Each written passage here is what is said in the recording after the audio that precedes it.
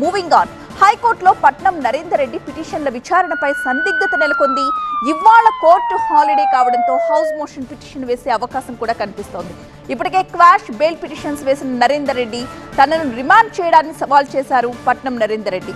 పోలీసులు నిబంధనలను పాటించలేదు అంటున్నారు ఆయన. తనకు సంబంధం లేకపోయినప్పటికీ కూడా ఈ కేసులో తనని అక్రమంగా ఇరికించారని పిటిషన్ దాఖలు చేయబోతున్నారు.